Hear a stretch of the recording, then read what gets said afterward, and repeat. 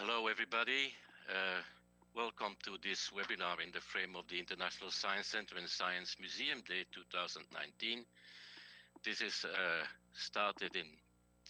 started in 2016, as you know, with the intention of science centers and science museums worldwide to find innovative ways to address and communicate about the UN Sustainable Development Goals. We are all aware now that this is becoming the biggest and the most important framework that everybody in the world is looking to when trying to act on the biggest threats that are on our planet these days. And so we are very happy to see that grow and this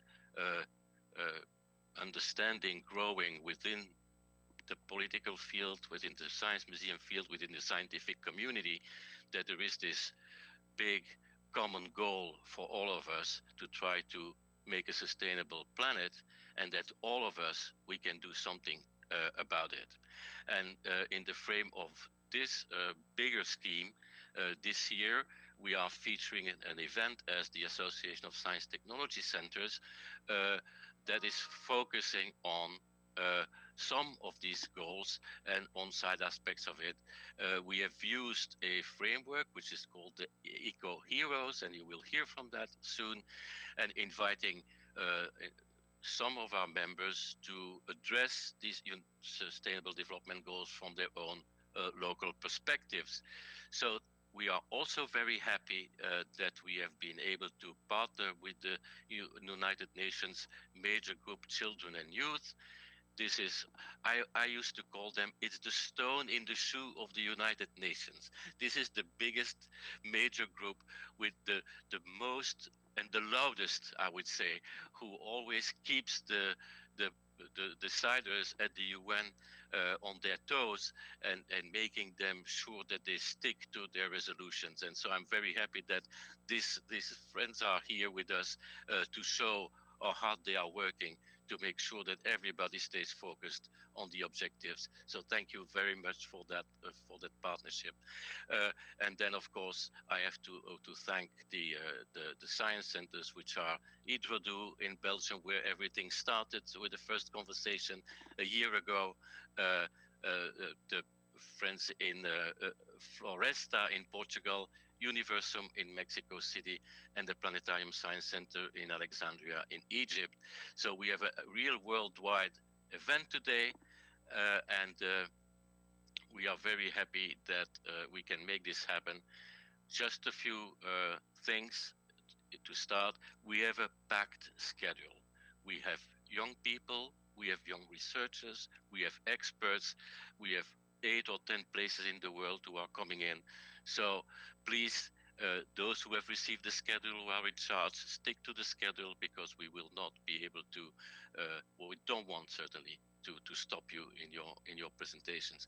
So this being said, everybody's here and we are ready to start. And what we're happy to do now is to invite Pamela Peters, who is the creator of Ecohero, to give us a little presentation of what that really entails. Pamela, please. Yes, and thank you so much, Walter, for organizing this from the Association of Science and Technology Centers. Delighted to be celebrating with youth around the world with experts, and that's exactly the intent of the Ecohero program. If you can have the next slide, please.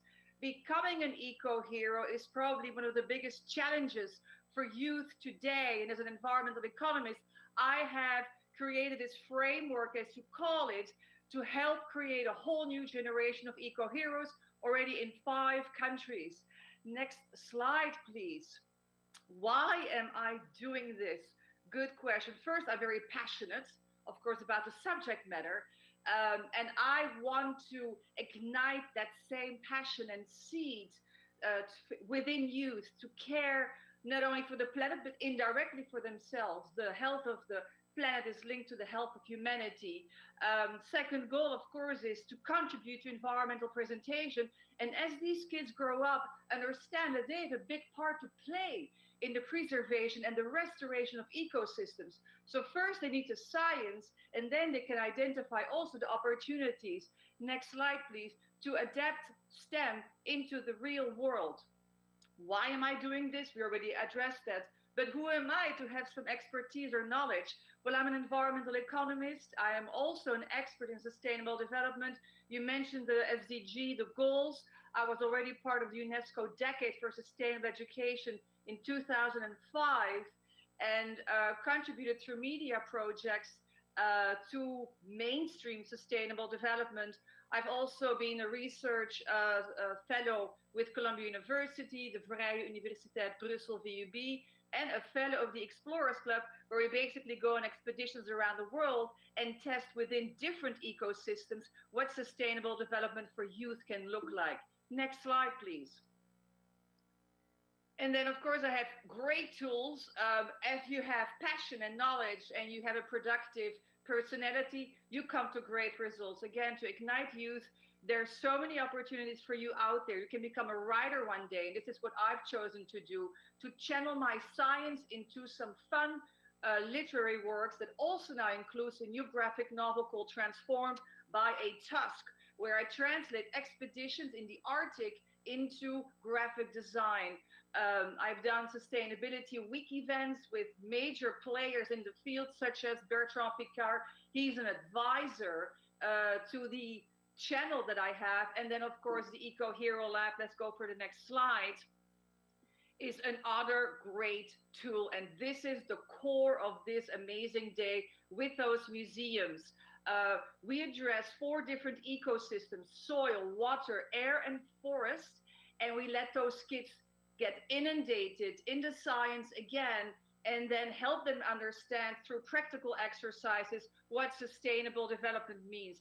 Within that lab, next slide, please, I also have, again, top experts. We have marine biologists, we have biomimicry experts. And if you don't know those terms yet, then you have to tune in on the website of the Eco Hero channel and join us into monthly webcasts. Next slide, please.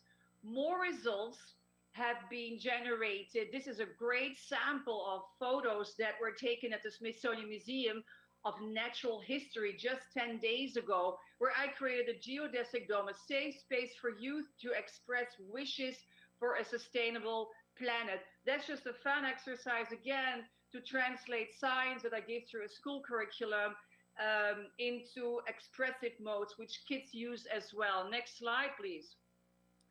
I talked about expeditions, and here's an amazing picture where we, just as we do today, channel different countries together. Here you see Belgium, America, and Canada, and we have also an amazing team of Inuit hunters, which are, to me, the keepers of the wisdom of the planet. So children will also have I would say, an input from indigenous people around the world. And that voice is extremely important also within the Sustainable Development Goals. Next slide. We're here in the present. Today we're going to learn what all these amazing kids have been doing. I can't wait to see the videos. So in the future, I want to obtain more videos. We're going to have a traveling exhibit, and the comic book is going to turn into a cartoon as to excite young kids to take an interest into science. So this last slide for me is a call for participation after this amazing event where you really see science get into life with enthusiastic experts, an amazing team behind all these science centers to get their toolkit on my website, to create a team at the school and put the science into practice, and therefore also generate a legacy. Last slide, you can contact me at pamela@pamelapeters.com. And the 3 websites that you will see on the last page, I think the second one is really important, myecohero.com. Again, within the lab, there are 3 levels. You can learn science, then you have to become an eco-hero if you feel the challenge burn inside of you in getting exercises done through those 5 eco-hero challenges, and then give us a video and show us how you created potentially a legacy towards a sustainable planet. And good luck to all of you. Thank you, Pamela. Perfect timing, I would say here, and I hope we stay on that path for the rest of the day. And so this is a time to go to the first science center who participated, and naturally, I would say we would go to Hydrodo first. The first reason is because I was there when the first stone was laid for Hydrodo, and I don't remember how many years that is, but it doesn't make me younger. But I don't even think that Hilde was there when that happened. You were okay. I was. Very good. I So was. Hilde, we had a conversation. It's about a year ago in Brussels about this idea and this project, and so I feel it's really normal that we would go to Hydrodo. And please introduce your institution and your project, and then we will move on from there. Thank you for joining us. Hello, everybody, and very welcome. We are in Hydrodo. It's in Herentals in Belgium, and we are an interactive science center about water. And we have all kinds of experiments where you can discover what it is, this water. And yes, water is everywhere, so it's very important. We are very proud that we are here present today with among those other countries. It's a very great project, and I would like to give now the floor to our expert, who's going to speak about drought problems in Belgium. Okay, hello everybody. I'm Dr. Jan Staes from the University of Antwerp. I'm from the Ecosystem Management Research Group, and I'm going to talk about the future water challenges for the Flemish region. As you can see on this map, the Flemish region is very crowded. We have high population density with almost 500 people per square kilometer. And that means we also have a lot of urban land that seals the soil. And we also have, apart from that, almost more than half of the land is intensive agricultural land. And for agriculture and all this built up land, we have drained a lot of our wetlands. About 3/4 of all our wetlands have been drained in the past. And even today, next slide, please. You can, yes, next. Yes, so yes. And this urbanization, previous slide, sorry. Can I go to the previous slides? Yes. And as you can see, this urbanization is still going on. And if we see these numbers, back in the 70s, we had 7% of our land built up. In 2000, by the end of the 80s, it was already 12%. In 2000, it was 18%. So if this trend continues, then by 2050, we will have 40% of all the land being sealed by urban constructs. And this is a problem because we are a rather water scarce land. The water availability per person is less than 1,000 cubic meters. It seems a lot, but compared to international standards, this is very low. And this is because we don't have large rivers that bring a lot of water to our country.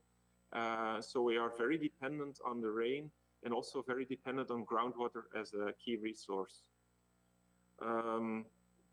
Next slide, please.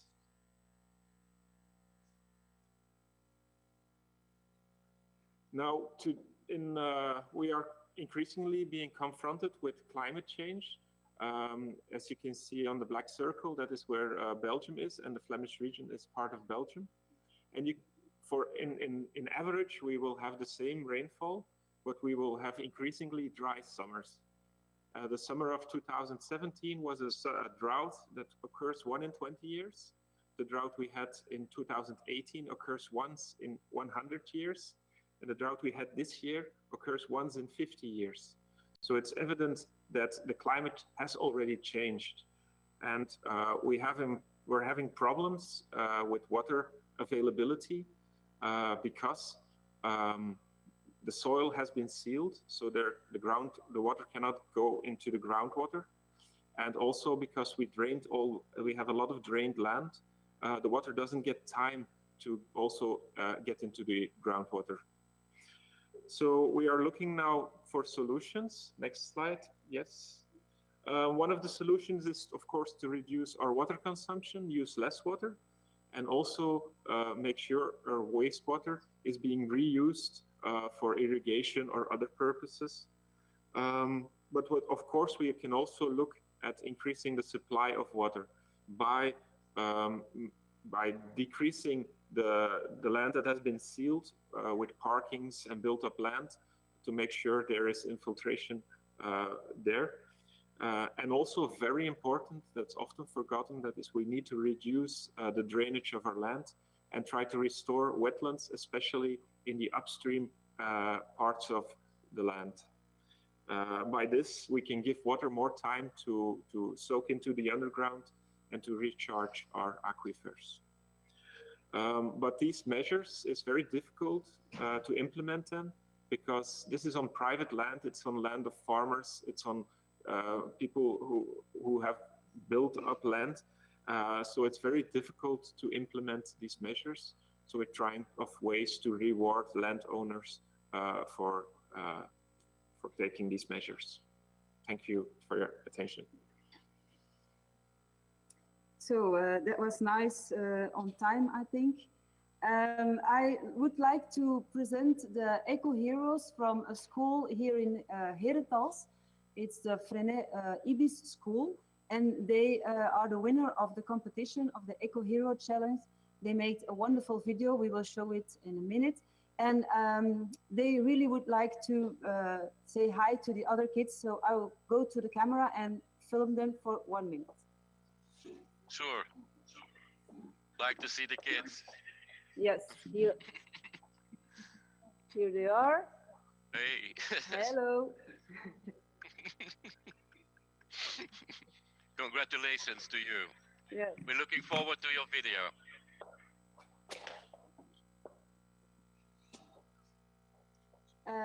So they have find solutions to the 5 Ecohero challenges, and it's a really fun video. Perhaps we can watch it now.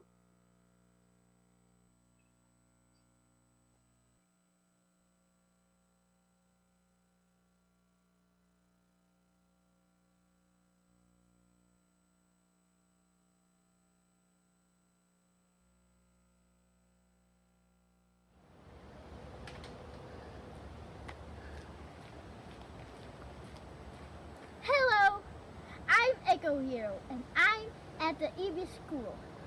So let's see if they do their challenges. Let's begin! Energy! Oh, what's this? Om energie te besparen doen wij de lichten uit en zetten de computers af als we de klas uitgaan. So, when we go home, we do all the lights and the computers out. That's how we save electricity. So, super duper!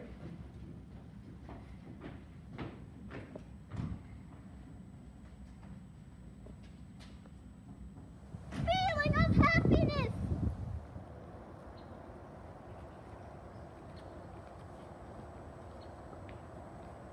Oh, what's this? Wij zijn aan het spelen op onze groene speelplaats, want daar worden wij gelukkig van. So, we're playing on our green playground. We're really proud of that, and that makes us happy. So, super duper! Well-being! Oh, what's this? Wij zijn yoga aan het doen om te ontspannen en daarna weer goed verder te kunnen werken. So, we're doing yoga to relax and go relax better back to the class. So, super duper! Nature! Oh, what's this? Dit is de heide waar we nu beestjes zoeken, want hier er heel veel zitten. Dat komt omdat er hier het beestjeshotel is. So, this is our school nature resort, and here are lots of bugs because here is our bug hotel. So, super duper! Garbage!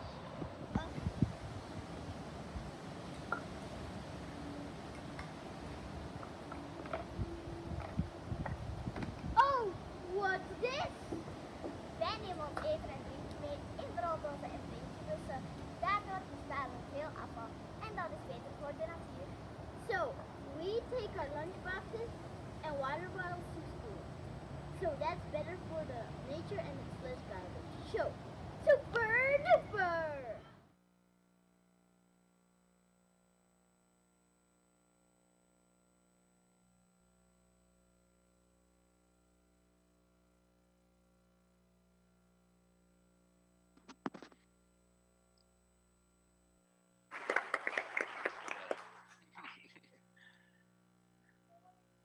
Thank you so much. You hear the people clapping, of course, because I think that you did exactly what we were asking you to do. Sorry about the noise.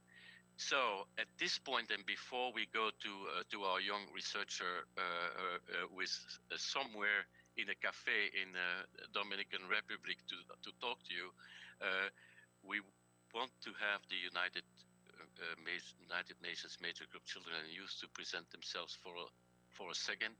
And so, Daniel, are you there? Yes, hi. Thank you, Walter. Okay. So, Daniel, represent the United Nations Major Group Children and Youth, and tell us a little bit what you're doing. I said you are the stone in the shoe of the United Nations. Is that it? Is that a good image? Well, thank you so much for all of your work that you've done to put on this event, for the science centers as well, and your commitment to the intergenerational approach to working towards the Sustainable Development Goals.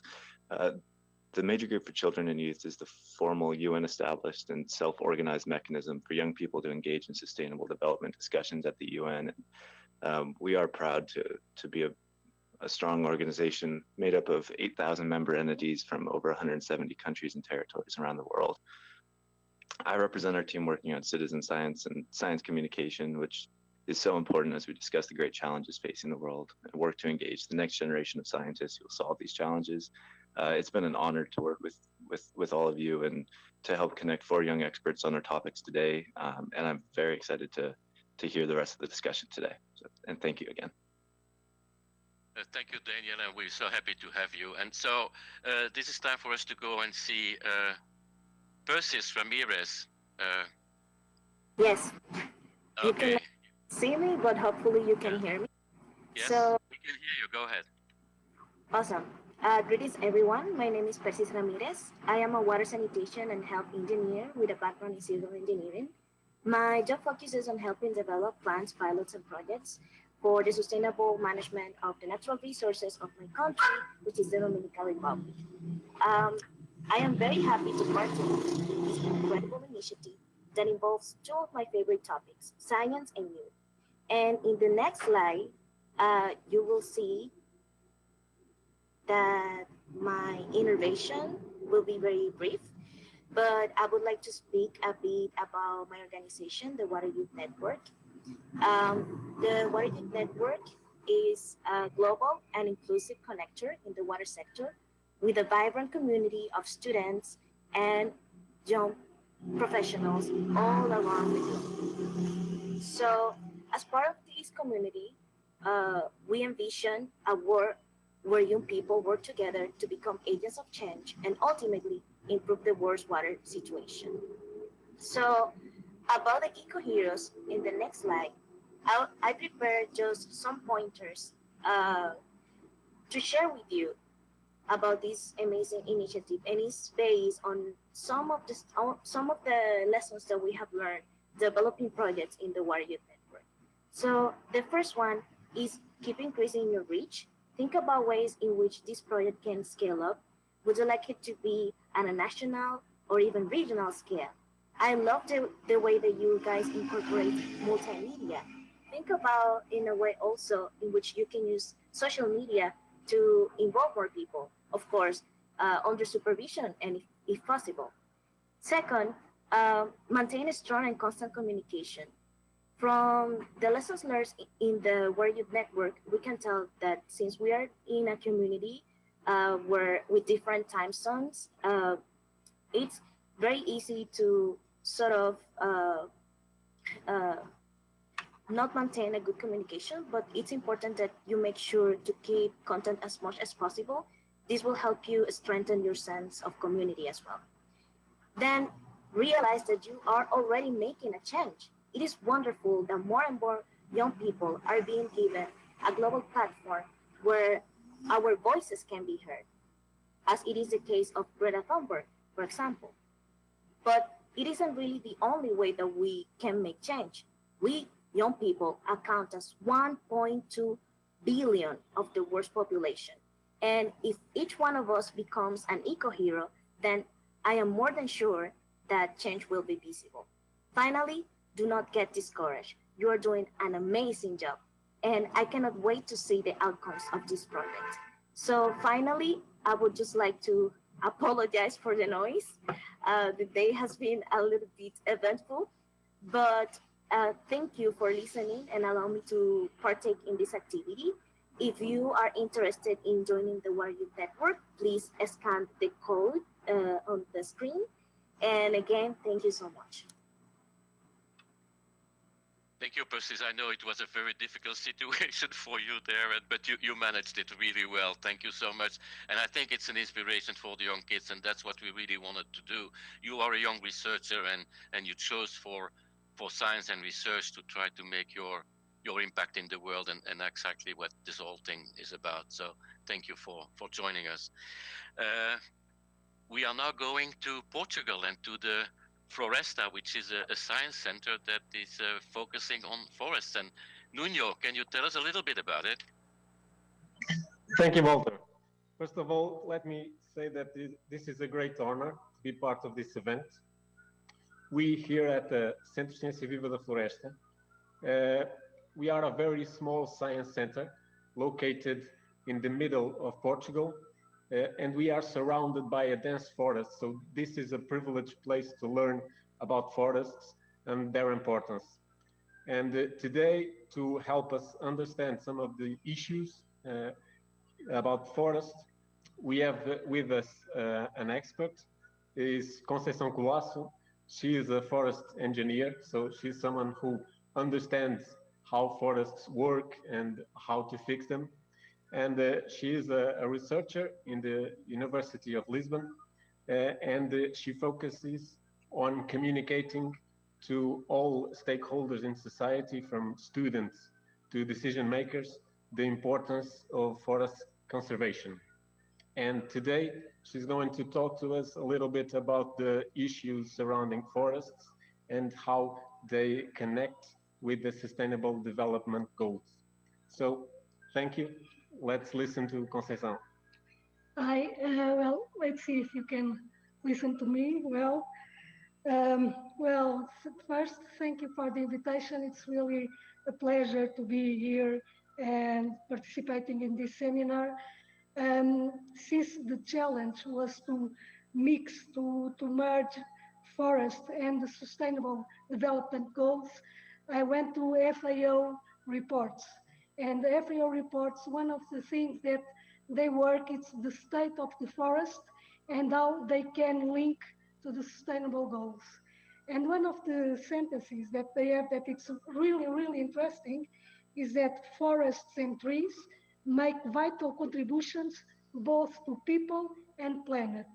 And this is something that we must have always in our mind, is that when we talk about forest, we need to think about people, because people depends on forest, and also we need to think about the planet. So what is the biggest role of forest? So forest can provide us livelihoods, provide clean air and water. It helps to conserve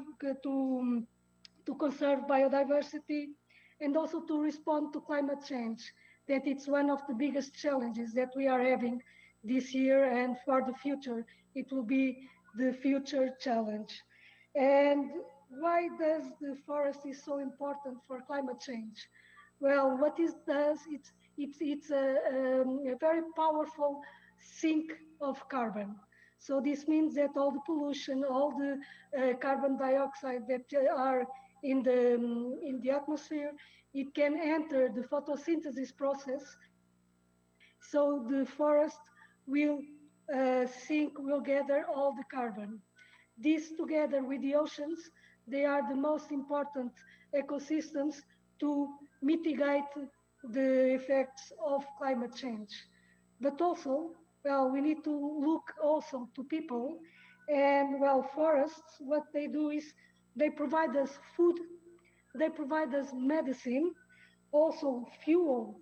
And we can think that in Europe, we don't use wood as a fuel, but in most of the countries in the world, if we go to Latin America, to Africa, a lot of people depend on fuel for the energy of their homes, just to cook, for instance. So it's a very important source. And also, of course, what we see is that they provide a lot of products and linking to the sustainable development goals. For instance, the first one is no poverty. And the communities that live next to the forest usually are one of the most poorest in the world. So rural communities really are on the poorest side of the world. So what they receive from the forest is very, very important. The income of timber, of non-wood forest products like honey, they call mushrooms, or let me see more things, herbs, for instance. All of that, it's an income that can help them to receive more incomes. Of course, if we look at the of the equality of the genre, so for women and men, it's the same thing. When we are working with non-forest wood, non-wood forest products, also they support a lot of communities, especially they empower women to become more free and to receive their own income. And for instance, if you look for water, and my previous researcher was talking about that, well, if we don't have forests in the mountains, in the catchments, it will be a real problem because, well, they are the ones that will protect the soil and that they will help water to infiltrate, and that will create a lot of reserves. Simultaneously, when we are thinking, for instance, in Cape Verde, where the drought is really, really strong, it's the forest that gathers all the humidity, that they call it the silent rain. So what it does, it gives water to the soil and to some reservoirs so that they can have water for their homes and also for their families and for agriculture. And to finish, I don't know how much time do I have, I would like to say a little bit about the biodiversity and the important role about biodiversity for our wealth and for our health. So when we think about a lot of medicines that comes from herbs, from forests, for instance, if we talk about Taxus baccata, that it's a shrub that we have in Portugal, so the chemical that we can get from that shrub helps to fight breast cancer. So if we don't take care about the forest, about the biodiversity that we are losing when we are talking about Amazonia, about the tropical forest in Africa or in Asia, that also we are losing a lot of forest there. That is something that we are losing things that can be so important to us and that can help to save people. Well, deforestation, it has to do about, well, we are a lot of people, there is a lot of pressure, so we need food, and with food we need agricultural land, so we deforestate, and in Portugal, and now it is becoming all over the world, and we have seen, because of the droughts, wildfires are becoming the biggest threat to forest that we have worldwide. So I think that we should put also in our agenda, we need to really prevent wildfires. We are not going to skip fire from our planet because it's something that it's natural, but that is fire, it's not wildfire. Wildfire will destroy a lot of things. So we need to be sure that we can prevent and we can mitigate all the impacts of it. And I think I'll stay here for now. Thank you. Thank you so Now- much. Yes. Nuno, and you have kids that have produced some videos on the topic as well, right? Exactly. Well, we selected 2 videos from the videos we received. The first one we're going to show is from Agrupamento de Escolas Padre Benjamin Salgado. They focused on one specific problem, which is the pollution caused by transportation. And so they decided to change the way they move to school, change the way they commute to school in order to help solve that issue. The second video is from Agrupamento de Escolas de Proença Nova, and they spent a week with us working on the 5 different challenges, and then in the end, they made this final report about their experience and their conclusion. So let us watch. Thank you.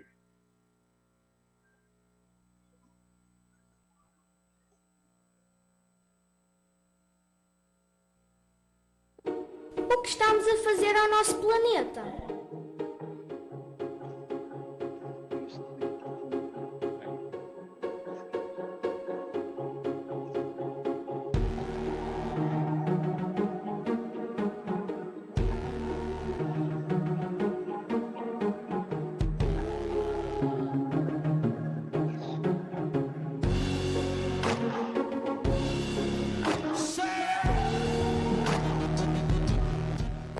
Para o planeta ajudar, todos temos de contribuir.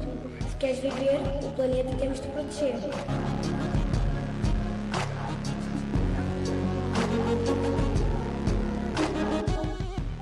Para a poluição acabar, o mundo vamos ajudar e os veículos motorizados vão escassear.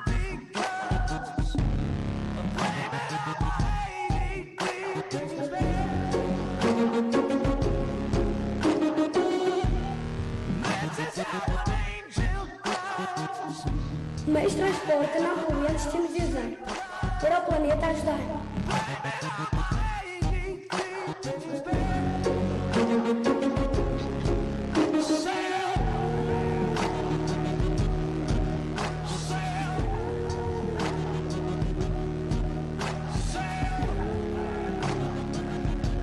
Para além do carro, muitos outros meios de transporte podemos utilizar. Bicicleta, trotinete e patins para a escola te podes deslocar e assim o planeta estás a preservar. Não estás a ver? O planeta está a morrer. Algo que temos de fazer para o planeta proteger. O planeta vamos deixar de poluir para ele voltar a sorrir.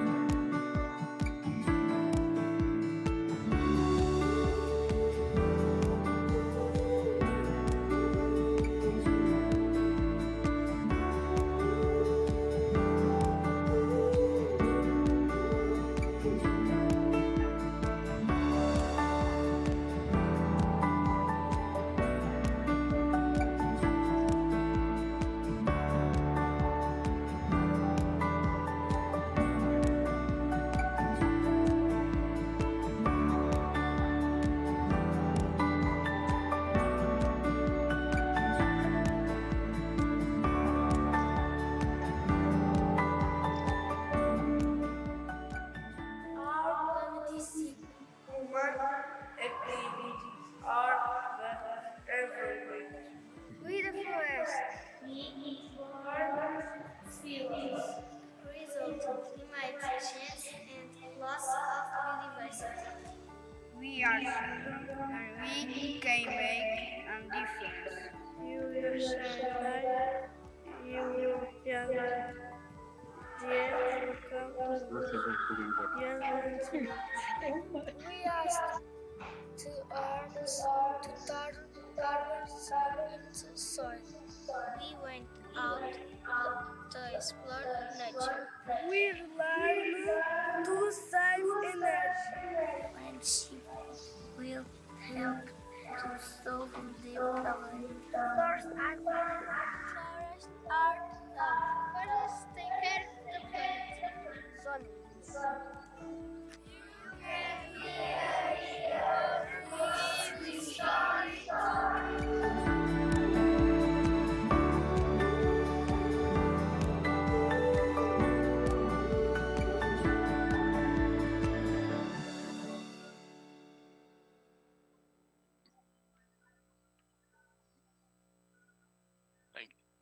Thank you, Portugal. And one of the big lessons here, friendship, right? And this is something that we try to do with the projects like these as well, bringing the kids from different places in the world together and exchange about these topics and creating new links between kids all over the world is really certainly one of the things to move forward. We have another UN major group expert on this topic. It's Pedro Calamote. And Pedro, are you here? Yes, I'm here. Hello. Hello. Can you turn on your camera? Or do you? Yes. Sure. So then we can see you. It's not letting me. It says we can't turn on any more cameras. Okay. All right. We have too many. All right. Thank you. Well, just a few comments on the topic and on what you just saw. I think videos like this. First of all, my name is Pedro Calamot. I am a master's student in forestry engineering in a higher institute of agronomy in the University of Lisbon, and I'm here with the United Nations major group, also representing IFSA, the International Forestry Students Association.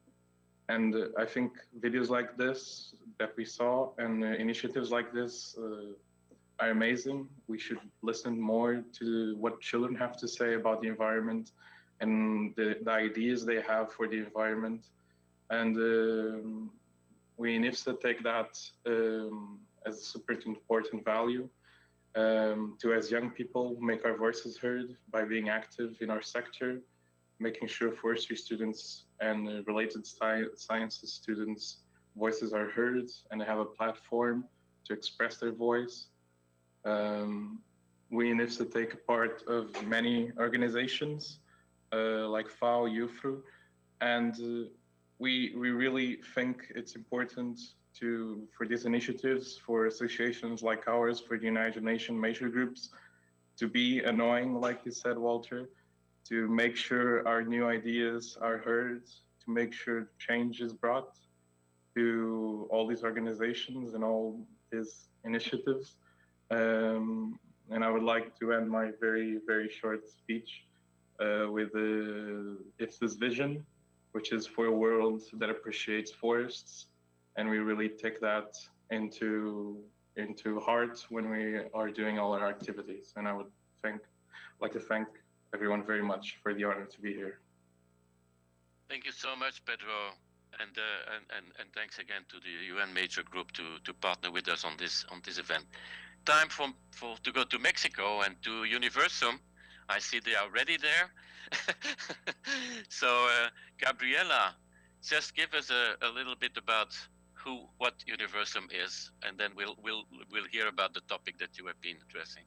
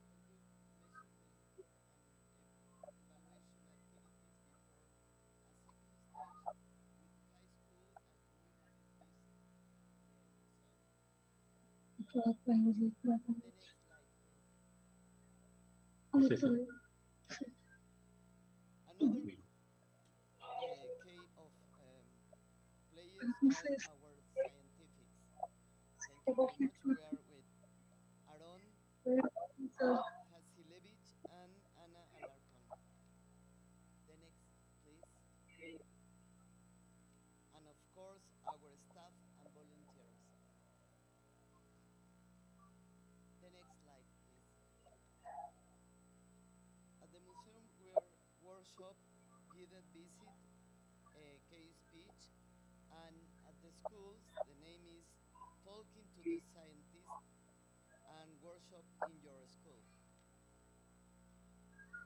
The next slide, please. The scientist Aaron will explain us about this topic. I'm just gonna intervene for 1 second because maybe everyone check that their mic is muted because we have some noise. Not in Mexico, of course, but make sure that your mic is muted.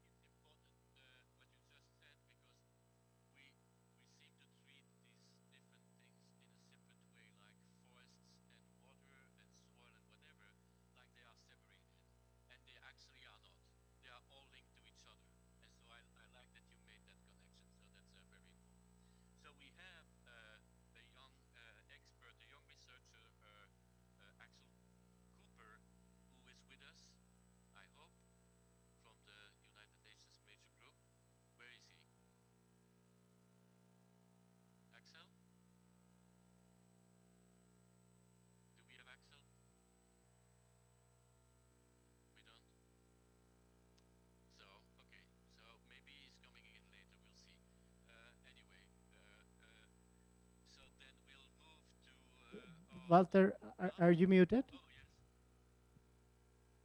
No, I'm not muted, no. No. Oh, yes, I'm sorry. We're going to show the video from Mexico now. Do everybody is hearing?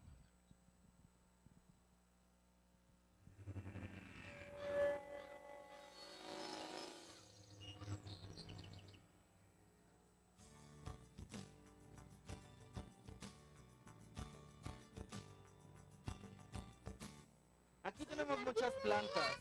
¿Ustedes tienen plantas en su casa? Sí, yo tengo lavandas. ¿Tienes lavandas? Un diente de león. Un diente de león. Yo un Girasoles. Soy el curador educativo del Jardín Universo, en donde hacemos talleres sobre educación ambiental, todos los temas relacionados con ese tema, y es un equipo. ¿Qué dijeron ahorita que producen las plantas? Oxígeno. Oxígeno. Nos dan mundo. Perfecto. ¿Qué más nos dan las plantas? Vida. Nos dan vida, muy bien. Entonces, por eso tener plantas en nuestra casa es muy importante, porque nos dan oxígeno y nos dan vida. Yo planté chayotes y se están subiendo a una cuerda. ¡Wow! Mi intención era platicarles acerca de la problemática de la contaminación.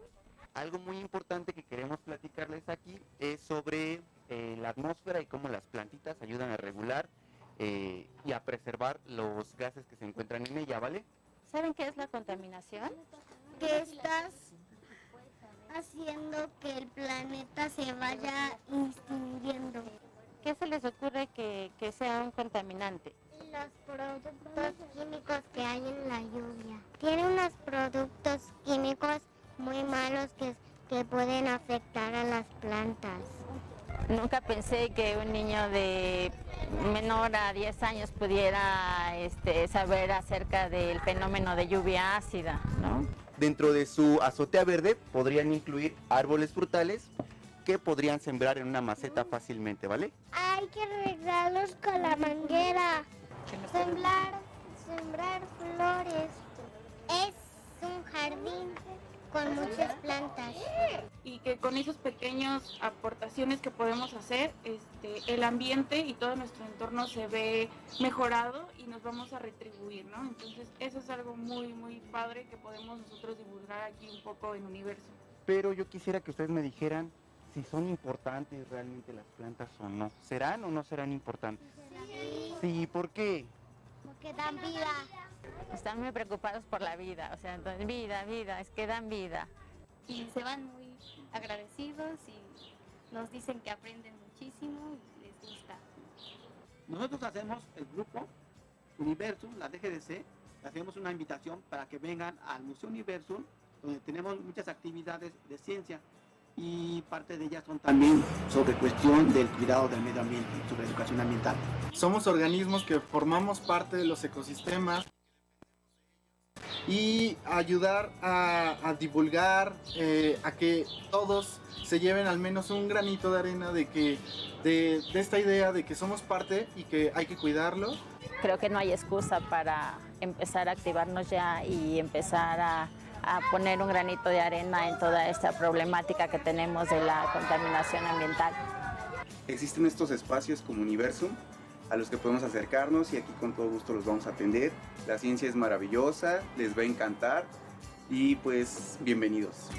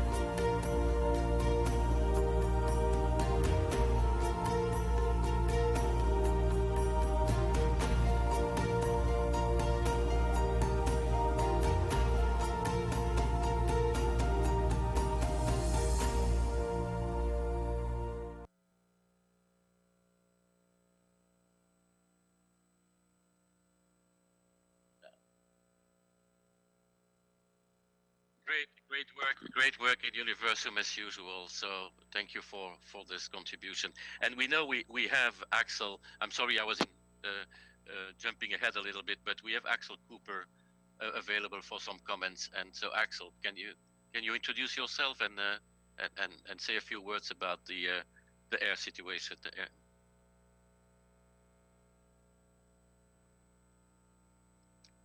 Axel?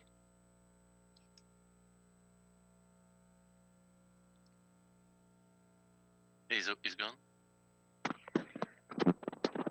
Hmm? Yeah. Axel, we cannot hear you, so I don't know if you're connected or not.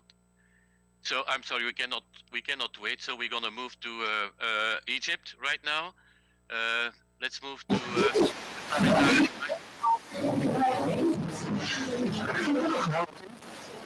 Hey man, is that you? Yes. Oh, the sound is horrible. The sound is working. No, that's not working.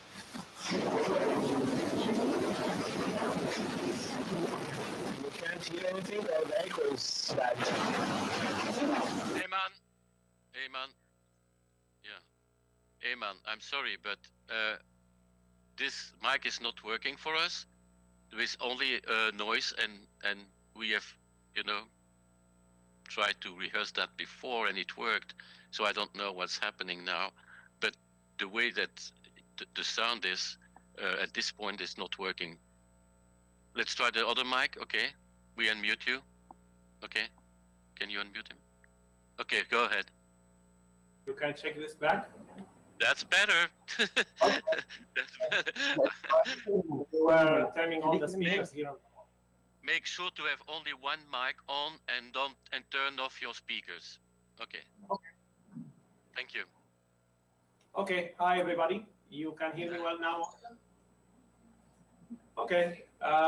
Thanks for letting the Planetarium Science Center to be included in this event. And as usual, the Library of Alexandria is dedicated to be the window of the world to Egypt and the window of Egypt to the world.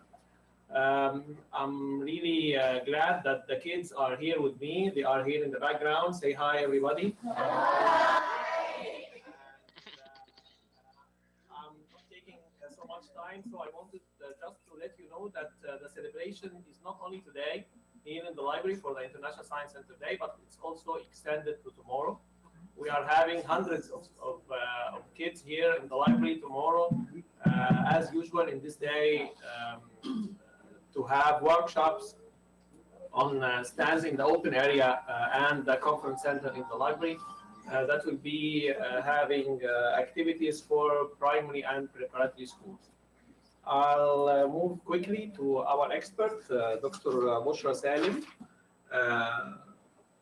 Dr. Bushra Salim is a professor emeritus and in the Department of Science here in the University of Alexandria.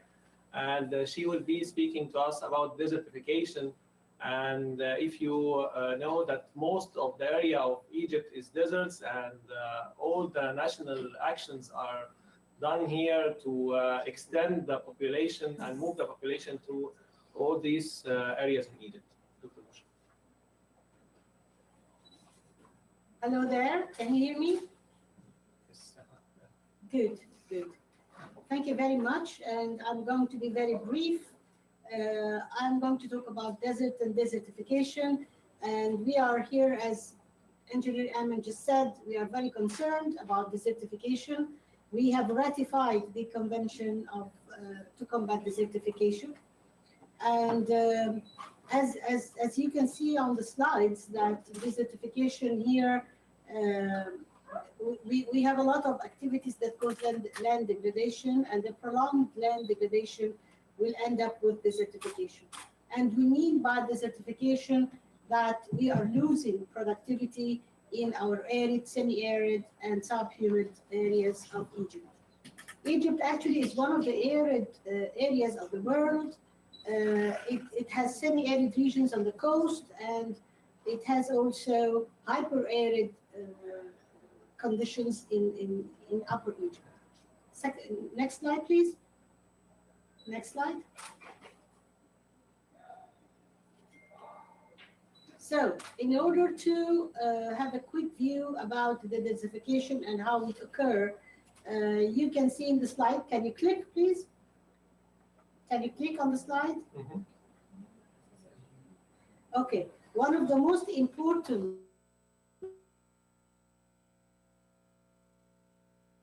is mainly human activities due to population growth and due to the need for more resources. We are increasing a lot living population, and that's why the needs are really very much going high, and this is, of course, is impacting the ecosystem functions and ecosystem goods and services that we have in our ecosystems here. Next, please. You can click quickly so you get all the words. So, to show how much desertification is important, there is a special convention by the UN, and it's called United Nations Convention to Combat Desertification. And this convention started in 1996. It was activated in 96. And as you can see in the next slides, they come up with some important figures to show us how desertification is affecting the globe. By 2025, you can see that 1.8 billion people will experience water scarcity. And of course, this is also impacting desertification. Next one, please. Next slide. Next slide. With regard to human security, the statistics says that 135 billion people will be affected by desertification, and they will be displaced from the places to another areas. Next one, please. Next. With regard to climate, which is very much connected to desertification, if we do not restore our soils, we are going to have a big problem with soil and, of course, due to climatic changes. And this is going to affect very much the carbon sequestration, and at the same time will affect the land degradation and evaporation in our lands. Next one, please. Next slide. Now, coming to the SDGs, you will find that most of the SDGs are addressing desertification either directly or indirectly, where most of them address the consumption and the production and the life on land and underwater, and all these are included in the Agenda 2030 that is governing the world. And in Egypt as well, we have the 2030 Agenda for Sustainable Development, which puts very much strong emphasis on desertification control and restoration of degraded lands. Next slide, please. As you can see, Egypt here, and I've been talking about it a lot, so I'm going to go very quickly. We are facing some problems that are very special to arid lands, like the sand dunes encroachments, like the urban encroachments, like the salination and the water logging, the water erosion. And the next slides will show some pictures of each of these problems. These all has effects on ecology, on the natural ecosystems, their functions and their services, with regard to soil resources, to the water resources, and of course on the climate. Next one, please. And consequently, these will affect the socioeconomic status of the people living. It will induce poverty. And here we can ask ourselves, is it the poverty that is affecting land degradation, or is it the land degradation that is affecting poverty? So we need to work on this more. The population and institutions and so forth has a lot to do with regard to socioeconomic impacts. Next one, please.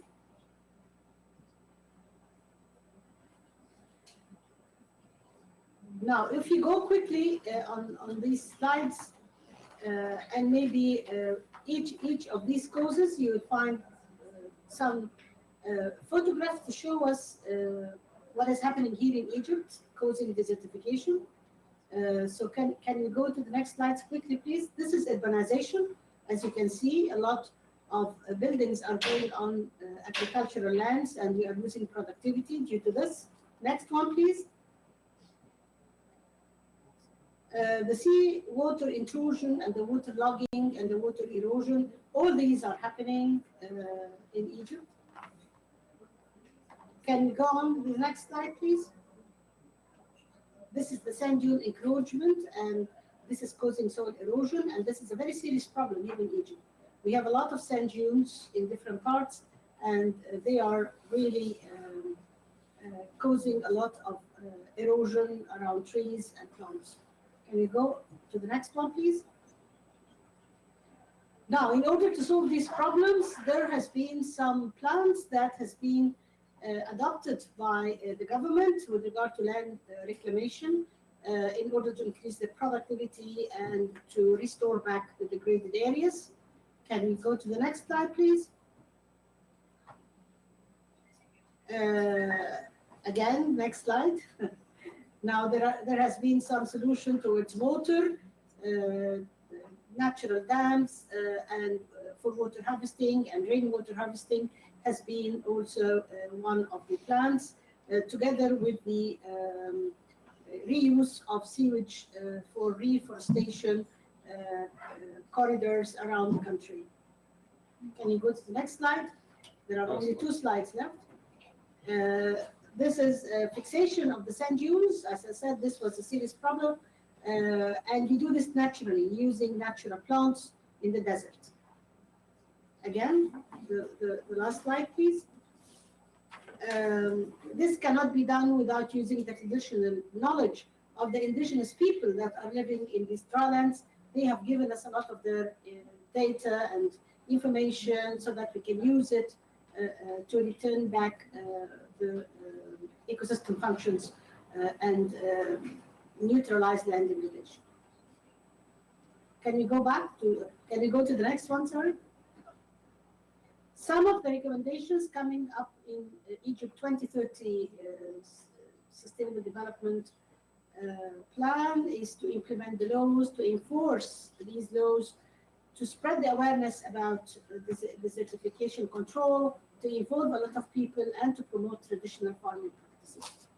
So by this, I thank you very much for listening, and I wish I have said more, but this is all what I can say in this short time. Thank you. Thanks a lot, Bushra, and thanks everybody. Also, we can go to the video of the kids. They are by 2 schools here in Alexandria, Nas Boys Schools and Pioneers. Nas Boys Schools are from grades from 4 to 6, and from Pioneers from grade 11. And we mixed the 2 videos together in the video that you would see now. ده مش شغال ده شغال مش هيستبعدني هنا سامعلك نكمل مش بقول لك الكلام ده عشان الصوت يطلع. Please mute, Ayman, please mute your mic, please.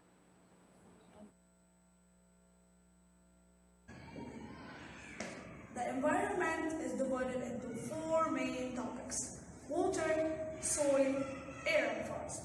While the Ecohéroes are 6 strong. I am the waste and recycling hero. I am the ocean and marine life hero. I am the reinforcement hero. I am the animals and habitats hero. I am the air and pollution hero. And I am the energy hero. But today, we will be talking about the waste and recycling hero to cover both water and air problem resulting from the plastic. Some plastic is not fantastic. Don't wanna use it. We're going to lose it. Oh. So, what is the solution? It's the plastic police officer to cut the pollution. I am the plastic police officer. It's not allowed either burn or throw plastic in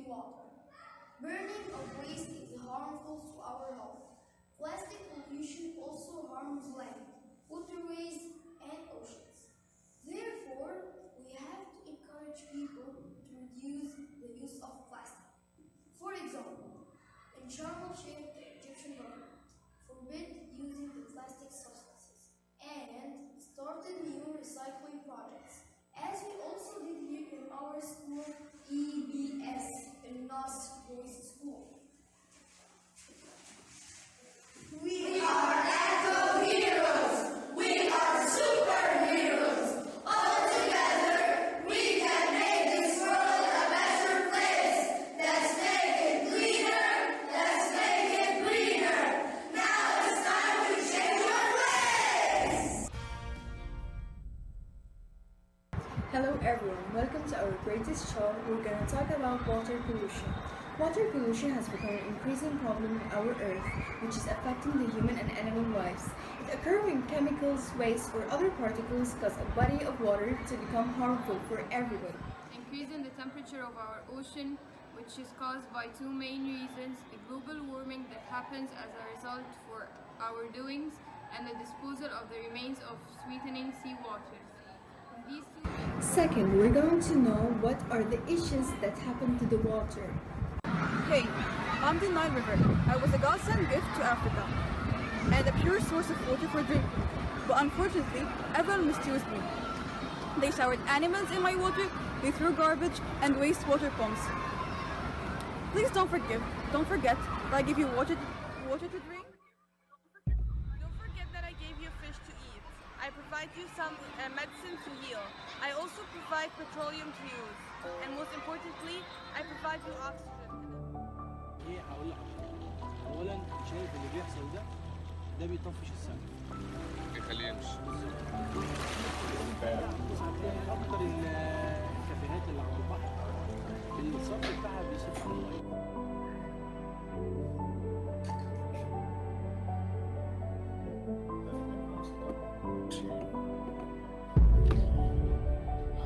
Instead of clearing lands for farming, we can focus on maximizing our current crop yields. This can help us improve food supplies, create more profit for farmers, and also save our forests all at the same time.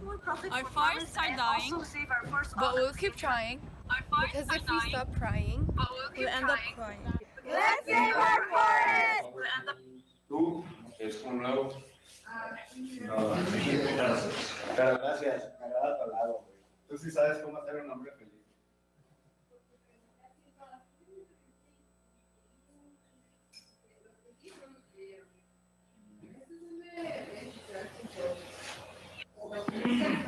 Thank you, Planetarium Science Center.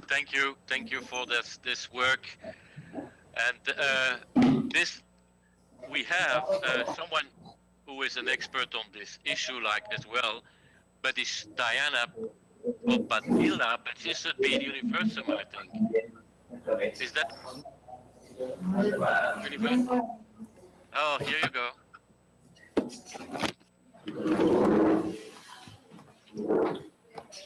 Can everybody else mute, please?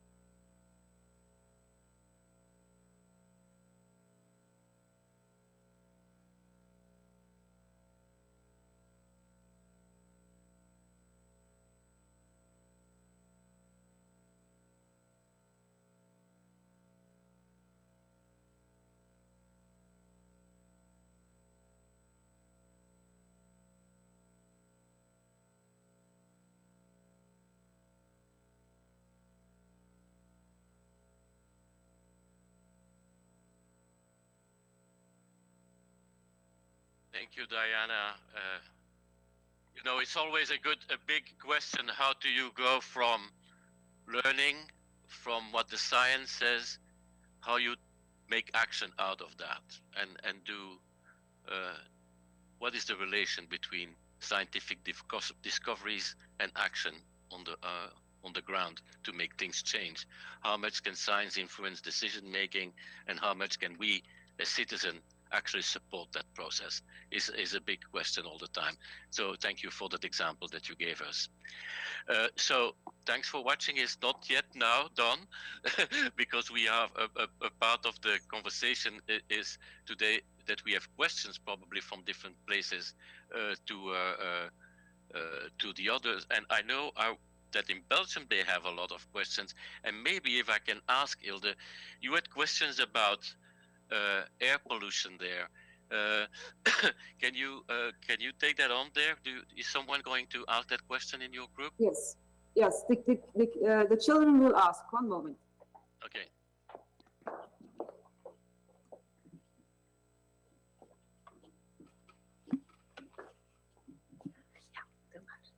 Yes.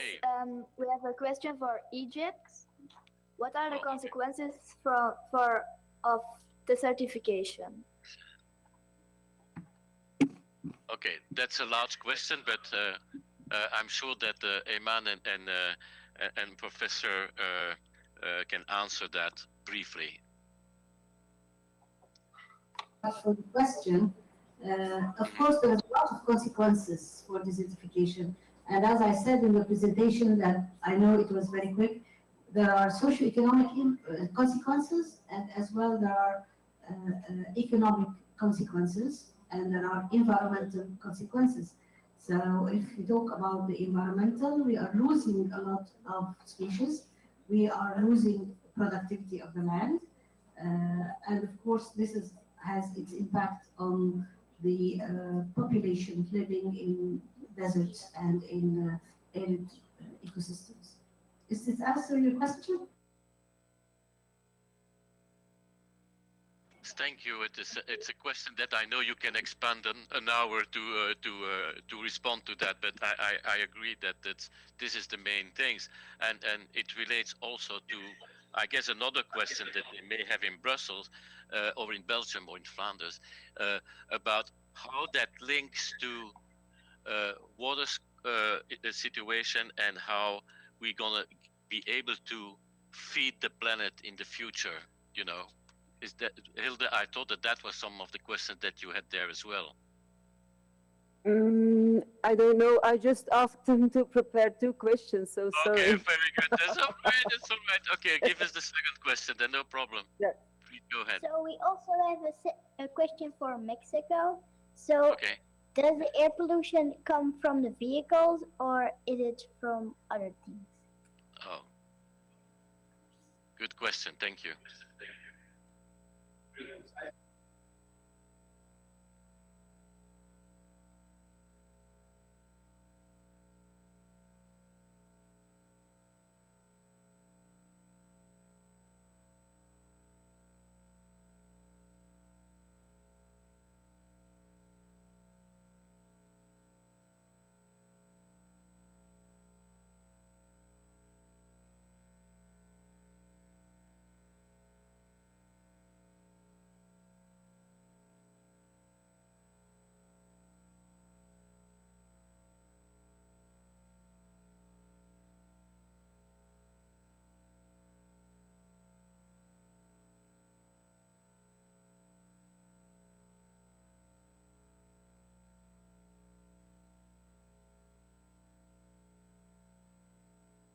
Thank you, and I hope this answers the questions that from Idrodu. Thank you for asking them, and I hope that you enjoy the whole thing so far. Let's go to Portugal and see if you have questions there. Thank you, Walter. We have one question from Matilde, our expert on water. She's going to speak. How will water scarcity affect our daily life in the future? So how will water scarcity affect our daily lives in the future? And then we have another question from Afonso that I'm going to translate for him. And this one is for our expert on soil. And what he asks is, will we be able to feed a growing population and at the same time stop deforestation and restore forests? So these are our questions. Thank you.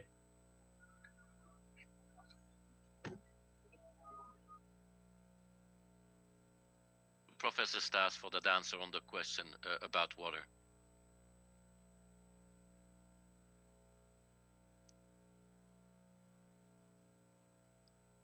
Okay. You mean that our relationship with the forests and the water is a bit dual, because in the more sandy parts of our country we have a lot of pine plantations, and you actually intercept a lot of the rainfall. So there we are looking to transform pine plantations to more the natural forests we used to have, which are then broadleaf forests. But of course, when we look at our the parts of our country which have a very dense soil, it's also a very fertile soil. So they cut all the forests there, while in those regions the forests would have a very good effect on the groundwater recharge. But it's very difficult to get more forests in those areas because it's very good agricultural land. So if we want to transform agricultural land back to forests, we need some kind of subsidy to fund that. So, Professor Stas, that's one part of the question. I think the other question was a little bit larger. What can we expect in our daily lives because of water scarcity? So there was a very large question, but I think that was also part of it. Yeah, sorry, I missed the first part of the question because we were having some technical difficulties. But the implications of climate change on water scarcity will be immense. We will have more extremes on both ends of the spectrums. So when we have rainfall, we will have extremely wet periods and we will have extremely dry periods. So if we have to find solutions to capture and use those periods with high rainfall and store the water somewhere, and preferably on the land or in the soil, to overcome the periods of droughts. So water scarcity, if we don't capture the water, we will have crops that fail, and we have to cut off people from water. So there's huge challenges and huge impacts. Thank you so much. So for the next question, we're going to ask Dr. Boshra Salem to answer. I think it was a question with regard to food security, if I remember correctly. Yeah? The question was, how are we going to feed the planet in the future if there is more desertification and more problems with soils in the future? Right. Okay.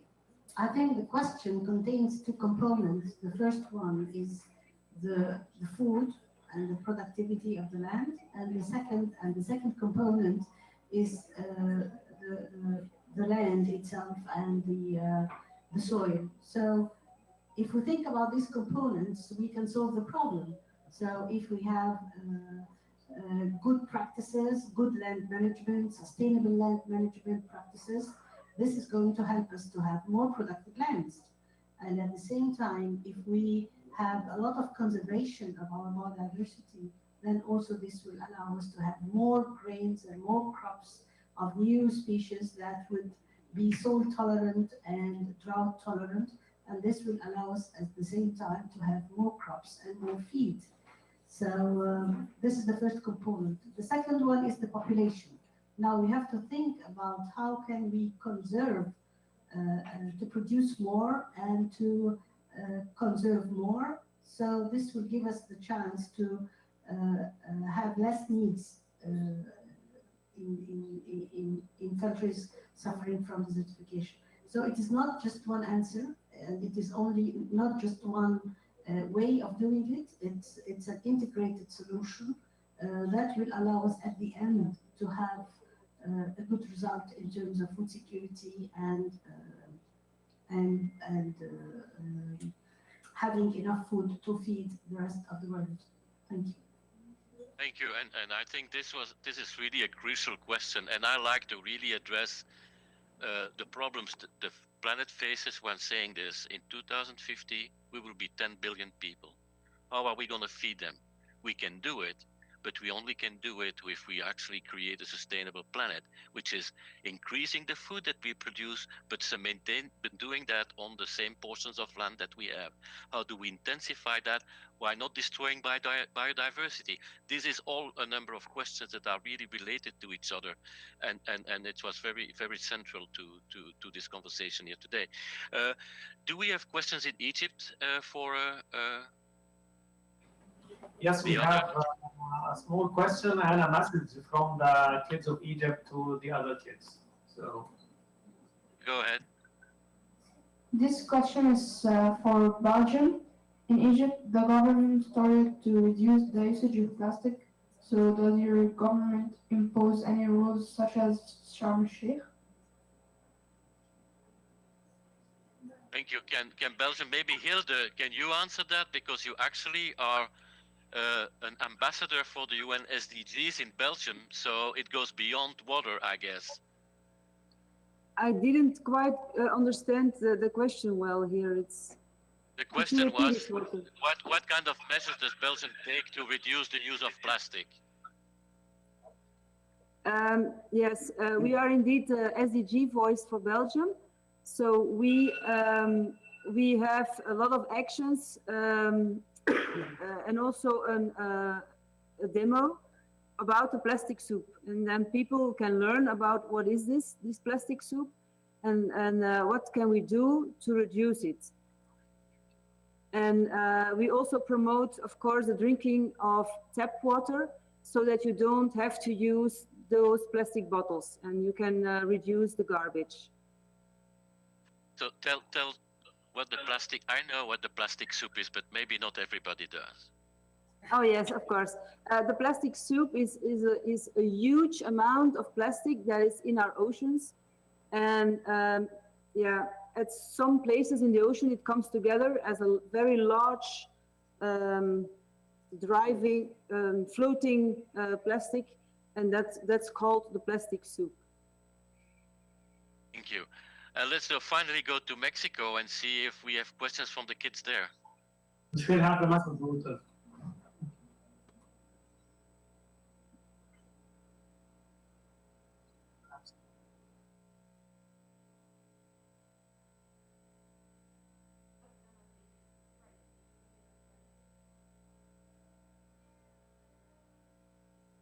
So the answer to that is we all hope so. We have not started the preparations for that, but I think we all hope so. Let's see what happens. And the second.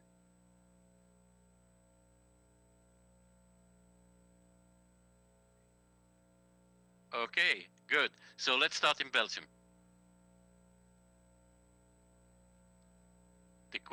In Flanders, the question is to the kids: did they enjoy participating? Oh yes, they enjoy it very much. Yes. You can hear the answer. Yes, they are very happy and they're very proud, and for them it's very special to meet all the other kids in the other countries. So it's a real unique event for them. Great. Is that the same in Egypt? Oh. Yeah, so much, and the.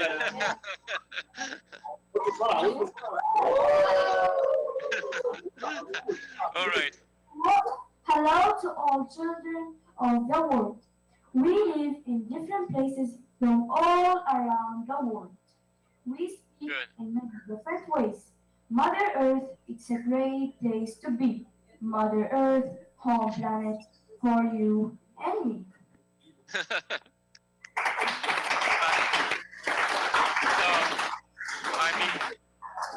Is there a better way to finish? I don't think so.